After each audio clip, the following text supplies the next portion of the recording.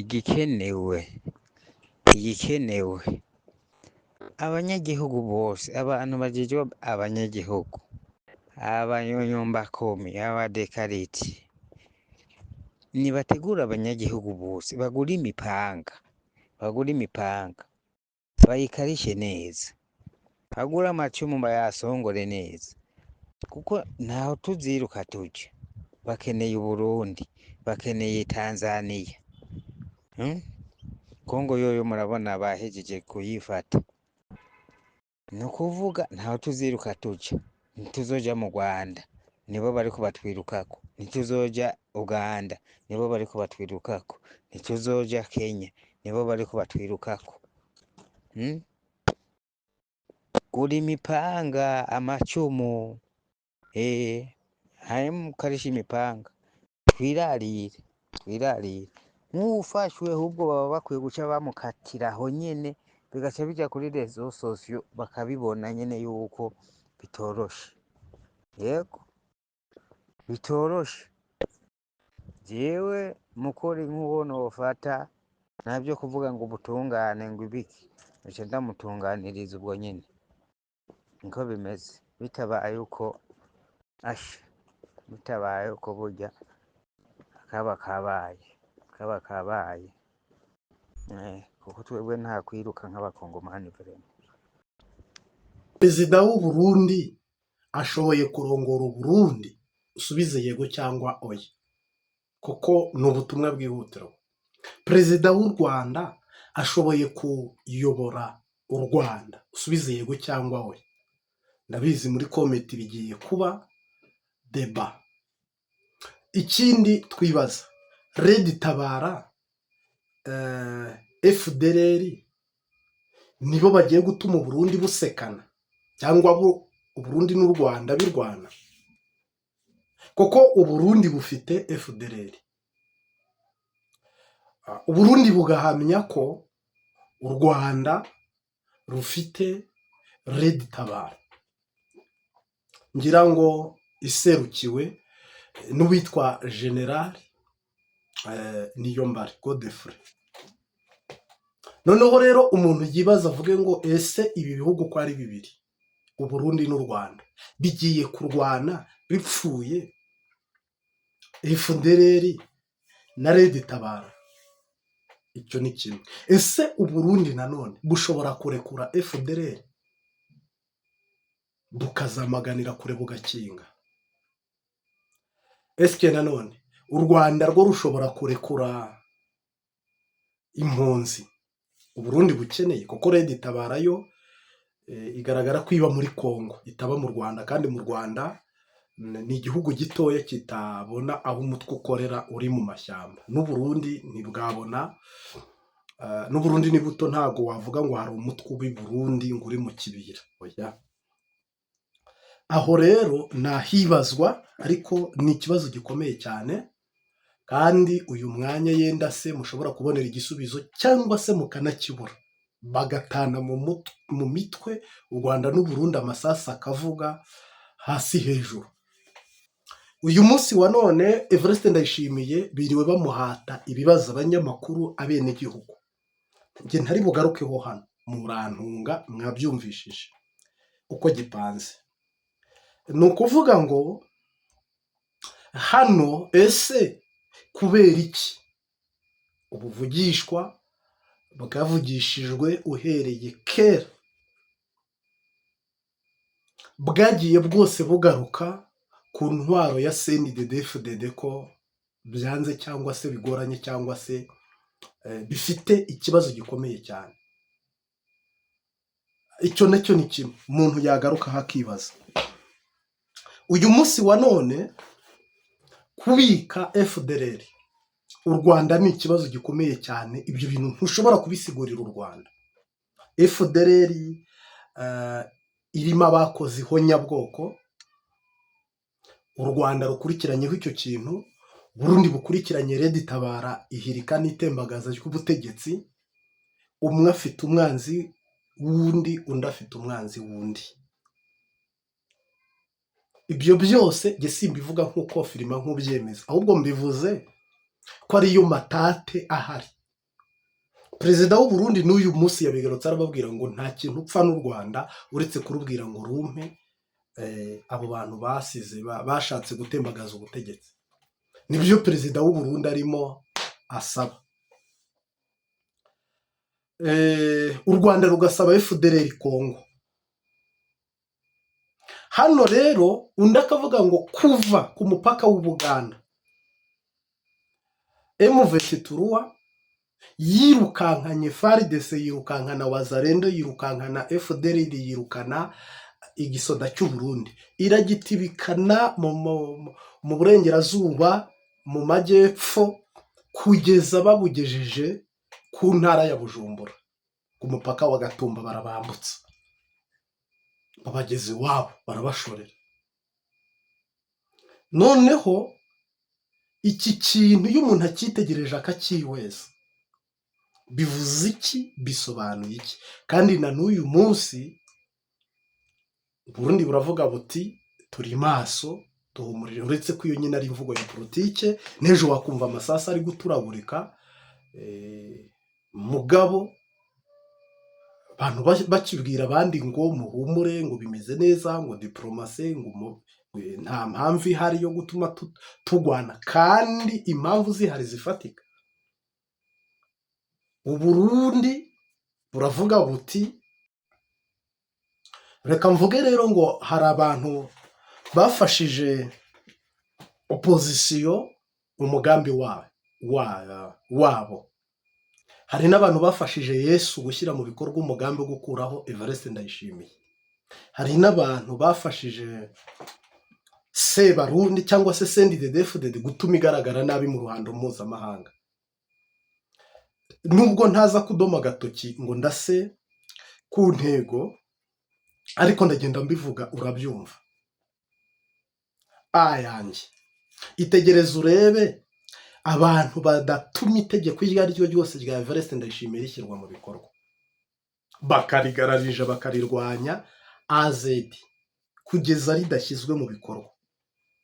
Itegereza urebe abantu b'abaminisitiri, b'abapolisi, b'abasoda bagararije umukuru w'igihugu kugeza ubwo nta jambo afite, kugeza ubwo nawe avuga ati ni hahandi nimbirukana cyangwa nimbakura n'abazaza bazaza bameze nkamwe,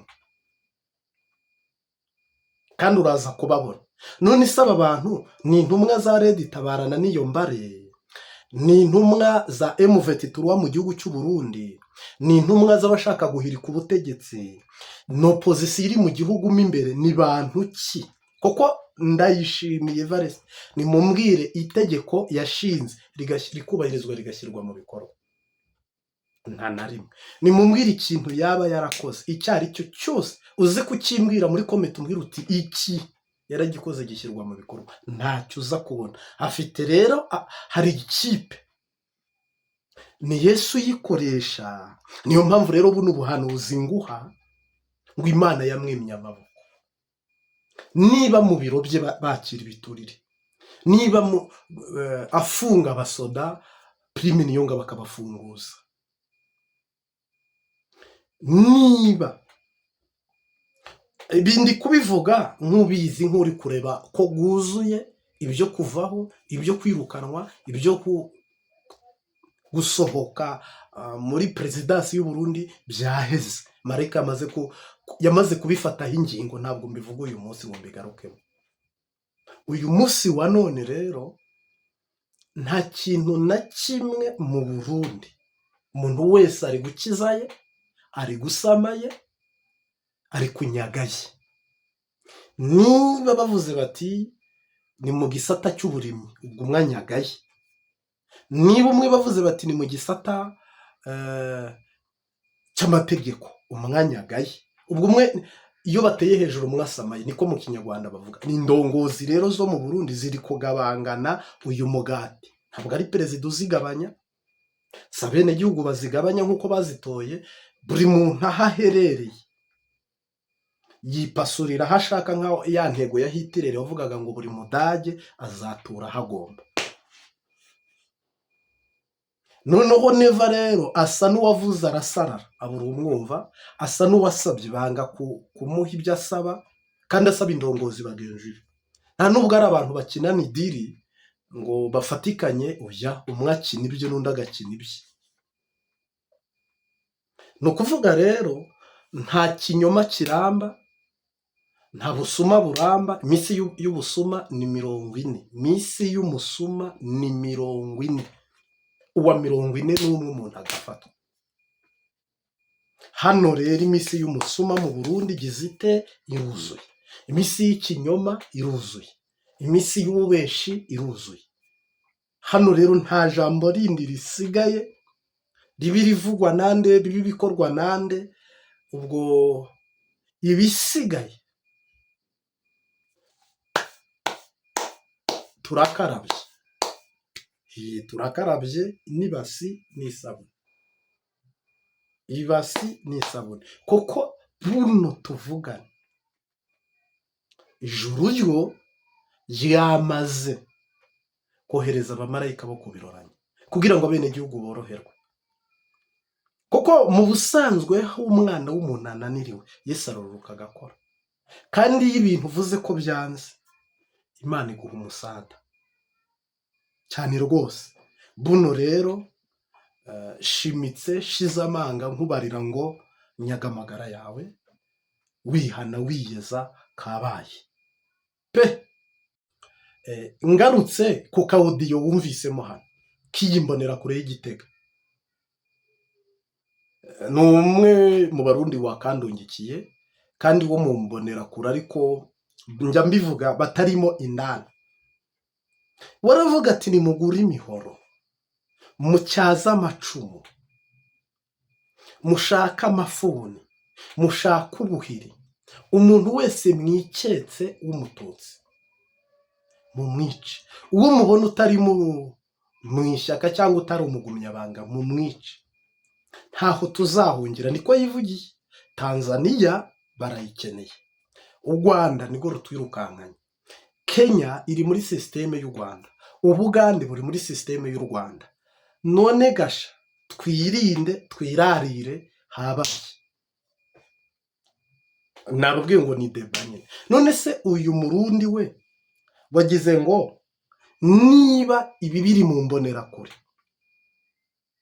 amahoro ari hehe ku barundi bari i Burundi? Amahoro ari hehe ku mpunzi zifuzaga gutaha? Ni ukuvuga rero igihe cyose politike yahengamye, bakavuga bataho kugira ngo dutakaze ubuyobozi, biraba nk'iby'ubwo kwa Habyarimana. Yataho turakora ihonyabwoko, here kugira umuntu n'umwe witwa umututsi usigara cyangwa se wazongera kubaho mu gihugu, uretse ko ibyo byo bitabaho mu isi no mu ijuru. Nta hantu na hamwe watsemba ikintu naka ngo kirangize, usibye no mu bantu no mu nyamaswa ntushobora gutsemba ubwoko bw'inyamaswa ngo ubu Bibiliya niba yaravuze ngo habeho isazi, ubwo nubwo mwazihiga kuko birazuze zizabaho, zizaba nke ariko zibeho. Niba ari ikinyegera kizaba kimwe ariko kibeho. Ofete rero nuza kwitegereza uraza gusanga mu mitima y'abantu bamwe na bamwe harimo ingengabitekerezo cyangwa se ihonyabwoko. Ibi ni ibiri gucura. Uyu wari kubivuga uku afite aho abivoma, afite aho abikura nk'uko wamwumvishije, kandi birababaje. Kandi ibi ntawe ugira icyo abivugaho, nta n'ugira icyo abikoraho, kuko umwenegihugu wabivuze ni uwabo, arimo indani. Inkuru nziza rero. Ese noneho nge wasengaga ubu urabona ko icyo nasengeraga ari cyo, ubwo ndagarutse iwanjye. Niba twe turi mu masengesho ngo hataba intambara, hataba ihonyabwoko, hajya ubwo twavangiwe. Nuko hari ibintu Imana iba iri kurebera kure, byenda kugwira igihugu, bimeze nk'ikibuye cyangwa bimeze nk'ikirunga kirutse cyangwa bimeze nk'umuhengeri usutse amazi akarengera umurwa. Uyu munsi wa none rero Imana umugambi wayo n'intego yayo, vuba bidatinze, vuba bitarambiranye, vuba byihutirwa, nk'abantu barushye nyine mu butabazi Imana igiye kuboherereza. no kubahindurira ubutegetsi no kubahindurira inzego. Niba perezida we w'u Burundi yifuza gufungura abantu mu mpimba bikananirana, ahubwo hagafungurwa batasabye. Niba yifuza akatanga itegeko akabwira minisitiri ujejwe ibi, akamubwira ngo iyi ndwi iki kintu kibe giheze, kigakubita imyaka 2 kidaheze. Niba perezida avuga ngo aba basoda nibafungwe, prima akajya yakabafungura. Niba perezida avuga ngo Bunyoni nafungwe kandi ntihagire telefone impamagara ya Bunyoni cyangwa atunge telefone mu ukabona arayifiseyo. Niba perezida avuga ngo abene igihugu bakwiye kubona igitoro bikananirana, bene igihugu bakwiye kubona amahera bikananirana. Donc hari abantu nawe ajya bivuga ngo ni shitani bakoresha. Hari abantu bari mu gihugu m'imbere, intumwa ubwo zandera ni intumwa zimeze nkaho ari iza opposition, hagira ibyo sitara, bashinzwe gushyira mu bikorwa ibituma bene igihugu banga ubuyobozi. Niho igitoro kizabura, niho amahera mvamakungu azabura, niho Evariste azashyiraho itegeko bakajigopoza. Aba bantu bose nabagambana, n'abantu bajejwe kuvangira gutobera Evariste Ndayishimiye. Nukuvuga ngo Uwiteka umwami Yesu umwuka wera mu butatu butagatifu. Kubera iki abantu bamwe na bamwe bazamuka bakagira purisasi cyangwa se bagakora ku Mana cyangwa se bakagera ku Mana, bakaba bishikira ndetse bagahabwa n'ubuzima, Imana ikabaha ubuzima, Imana ikabaha agakiza, uhoraho akabaha amahoro, uhoraho akabakiza indwara. Habura iki ngo nawe ushike kuri urwo rugezo? Habura iki ngo nawe ushike muri ayo mahoro? Yesu mubo yapfiriye urimo, mubo yaviriye amaraso mu mutima urimo. Amaraso yo mu mutima niyo mvuze. Uri umuvandimwe wa Kristo, wabatijwe mu mazi menshi, uramwizera rendi gushika umutima waho utangiriye naho urangirira wizera Kristo. Ubwenge bwawe aho butangurira naho buhereza uri umwemera ko Kristo ari umwami n'umukiza w'umubiri wawe. Amaboko yawe imikorere yayo aho atangirira naho agarukira, wumva wakorera Imana, yenda ntugikorera uko bikwiye. Intambwe zawe ntabwo zikerererwa mu by'Imana z'umutima n'umubiri. Hano rero tugiye kujyana twibaze kubera iki abantu bamwe bashobora gusengera imodoka bakayibona, abandi bagasengera inzu bakayibona, abandi bagasaba urubyaro bakarubona, abandi bagasaba biriya na biriya bakishurwa. Wowe harabura iki ngo wishyurwe? Umwaka w'2026 niwo mwaka shize amavi yanjye hasi y'umutima ndetse n'ay'umubiri. Ngira ngo ku Mbabazi TV 3 Uwiteka akuhe nawe kurobera iburyo, urucundura rwawe rutera iburyo. Kandi uyu mwaka w'2023 umwami Imana aguhe ubutabazi. Yesu Kristo nashimwe cyane, aguhe ubutabazi. Umwaka w'2026 turangije na 5 na 6 nari nihenze aho inyuma. Uzagendane na Kristo akudodeshe, uzagendane na Data akudodeshe, uzumva ibihe byiza bya Mwuka Wera akudodeshe. Ufite iki cyifuzo? Ese urumva ubishaka? Ese urumva ubikeneye? Ese nawe urabigomba? Ese nawe urabishaka? Ngwino rero dusengane Data, hama twizere Yesu Kristo kandi tuyobogwe n'Umwuka nk'uko n'ejo twabyigishije hahise. Mungu asifiwe. Nukuvuga ngo Imana ntirobanura ku butoni iratonesha, ariko amaraso Yesu yatuviriye namwe ntihagire ibigusuzugura. Amazi yavuye mu rubavu rwa Kristo namwe ntihagire ibigufata uko utari. ibyagoranye, ibyakunze, ibyanze, ibyemeye, umukama n'umwe. Jina la Bwana libarikiwe. Umukama n'umwe. Mungu asifiwe. Sasa niba kiriya giti Yesu yabambweho n'iriya mva n'aya maraso biva mu rubavu rwa Kristo n'aya mazi, natwe tubifitemo itongo, ukaba ufite itongo mu ibyo bintu, ukaba ufitemo umugabane, mu izina rya Yesu tuyingiye mwaka mu bishagari, mugabo uhinduka umwaka w'umugisha ku buzima bwawe, kubera ko mubo yabambiwe urimo, mubo yibungenzaga urimo, mu bahanuwe urimo, mu bavuzwe urimo, nanjye nkugarutseho. Binoga bitanoga, zibika zitabika. Umwaka w'ibihumbi 2026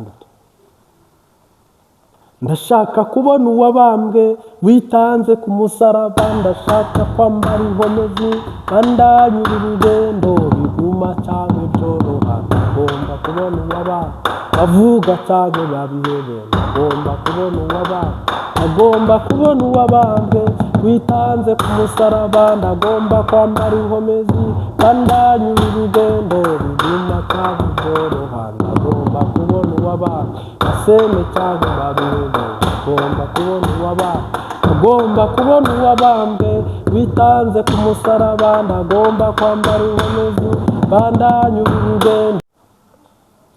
Ni Yesu wangize kuba umuvandimwe we, Imana ishimwe cyane, kandi ibyo mfite byose niwe wabimpaye, Imana ishimwe cyane, kandi yarambabariye yangira imbore, yamviriye amaraso yo mu mutima we, ndanezerewe cyane kuko yacunguye, Imana ishimwe cyane, kandi yarambabariye yangira imbore, yamviriye amaraso yo mu mutima we, ndanezerewe cyane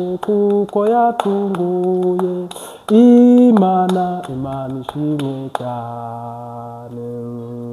Ibyiza yakoze mbifite mu mufasha, Imana ishimwe cyane, nigufasha mu bintu byose bikomeye, Imana ishimwe cyane, imibabaro yanjye yose nikayizu, ahindura iyo mibabaro ngwanezeze, Imana ishimwe kuko yumva amasengesho, Imana ishimwe cyane, kumana mw'ijuru ufite umugabane, Imana ishimwe cyane, umwanya muto tuzabona umunezero,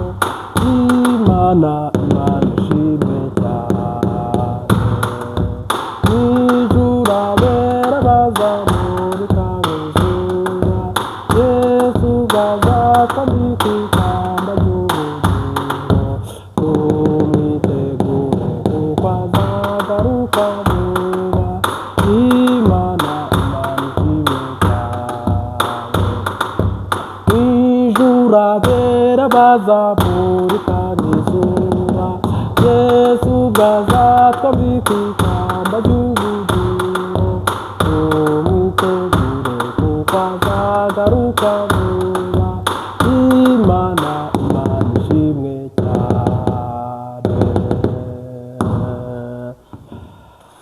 Yesu Kristo nashimwe cyane. Navuga ngo inshuti zibaho kandi nziza, kandi umuntu akagira inshuti irenze imwe. ariko umuririmbyi hano wa 35 kantike y'ikinyarwanda mu ndirimbo z'agakiza aravuga ngo ni Yesu wangize kuba umuvandimwe wiwe, Imana ishimwe cyane. Ndetse aragaruka aravuga ngo ibyiza yakoze mbifitemo umufasha, Imana ishimwe cyane. Haleluya. Sasa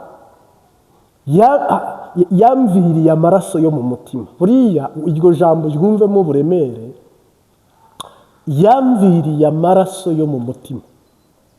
Hari amaraso umuntu atanga, amaraso yo mu mutima. Mu yandi magambo, yapfuye. Kuko umutima, niba umutima uvuye amaraso akakuvira amaraso yo mu mutima, nta yandi maraso asigaye kukuvira. Inshuti rero zitubirira icyuya, ziratwitangira, ziradusova, ariko uyu mwaka 2026 ku buzima bwawe haragaragara wavuye amaraso yo mu mutima. Kandi ngo mu byiza yakoze byose yatanzemo umufasha, ngo niba udufasha mu bintu byose bikomeye.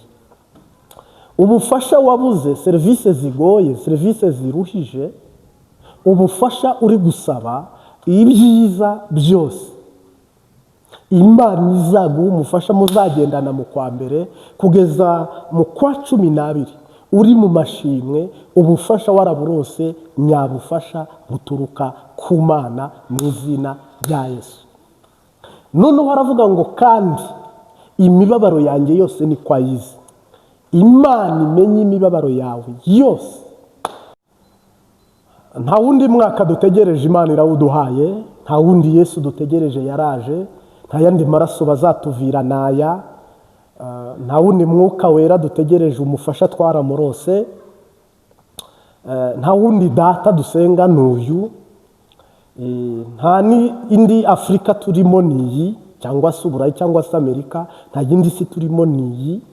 Ibyo dukwiye kuba turonka, ibyo dukwiye kuba dufise, ibyo dukwiye kuba turi ibyo mu izina rya Yesu Kristo. Babyo gihe cyawe niki? Nyuma y'igihe si igihe, mbere y'igihe si igihe. Ariko niba uri mu gihe, sariyuti kudeshapo, habwa umugisha n'Imana Data wa twese mu izina rya Yesu Kristo. Ni ukuvuga ngo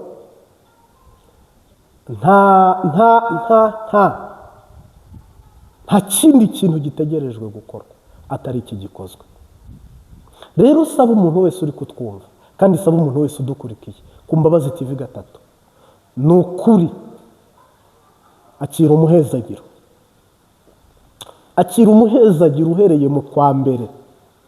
Ntoki zawe ntizive, ibirenge byawe ntibinyerere, uruhanga rwawe ntirusuzugurwe, uhagarare udatsinzwe n'uburiganya bwa Shetani. Amen. Hagarara udatsinzwe n'uburiganya bwa Shetani. Haleluya. Ni ukuvuga ngo uyu mwaka mugiye gutangira, kandi uyu mwaka tugiye gutangira ni umwaka w'umugisha. Noneho rero iyo muvutse muri abana 10, buri mwana bamuha itongo. Mu ijuru se mwibaza ko amatongo yashize, cyangwa isambu, cyangwa umunani, cyangwa gakondo? Iyo muvutse muri abana 30, buri mwana bamumenyera ibye nahe habari zako na wewe. N'uyu mwaka rero twinjiyemo ni umwaka uzahabwa gakondo yawe, Kanani yawe, umugisha wawe. Noneho wakinjira mu mugisha wawe, ibintu bikaba ari good. Hano rero Yosefu yagiye mu mugisha we, Musa ajya mu mugisha we, Eliya ajya mu mugisha we, Elisa ajya mu mugisha we, Enoki ajya mu mugisha we, Dawidi ajya mu mugisha we, Salomo ajya mu mugisha we. Wowe uri hehe? Uri kwande? Uherereye imiryango 12 y'Abayuda havuyemo ibigarasha cyangwa se ibijuju, ariko basigaye bararose. Niba utari opozisiyo irwanya Kristo, uhagaze he? Zahagarara ku munara wange maze ndindire numva icyambwira.